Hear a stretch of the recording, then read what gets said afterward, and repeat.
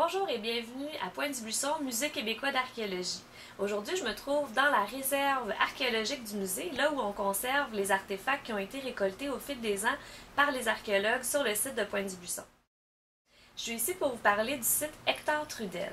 C'est un des 17 sites archéologiques qu'on retrouve ici au musée et il a été fouillé par les chercheurs de la Société d'archéologie préhistorique du Québec dans les années 60 et par la suite par les archéologues de l'Université de Montréal qui ont fait des découvertes pas mal intéressantes sur ce site.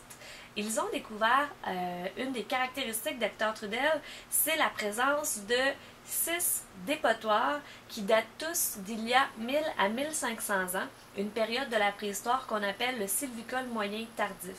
Donc ces dépotoirs-là, ils vont témoigner d'un paquet de choses qui se sont passées à cette époque-là à la Pointe-du-Buisson.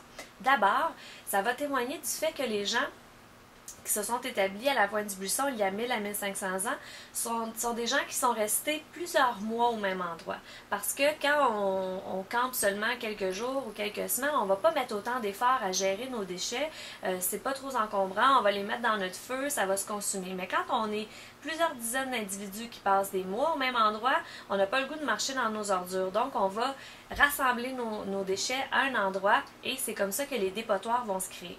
Donc non seulement on en apprend sur l'augmentation de la sédentarité à cette époque-là, mais on va aussi en apprendre sur les activités qui étaient pratiquées parce que ces dépotoirs-là vont regorger d'objets qui vont témoigner d'un paquet d'aspects de la vie quotidienne.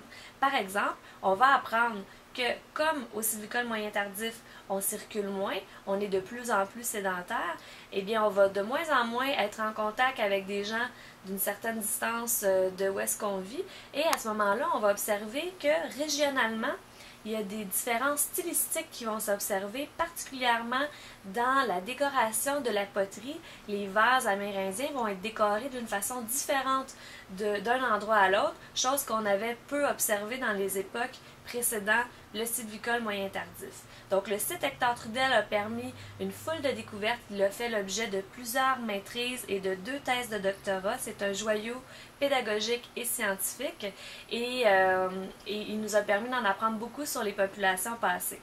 Vous vous demandez peut-être qui est Hector Trudel et pourquoi on a donné son nom à un site archéologique. Quelques mots sur Hector Trudel. C'était un personnage très important dans la région. C'était un grand pêcheur qui a passé plusieurs années de sa vie à garder la Pointe-du-Buisson pour Hydro-Québec, à l'époque où Hydro-Québec était propriétaire de Pointe-du-Buisson. Et il a fait l'histoire locale, il était surnommé le roi du buisson et c'est en son honneur qu'on a nommé ce site particulier de Pointe-du-Buisson.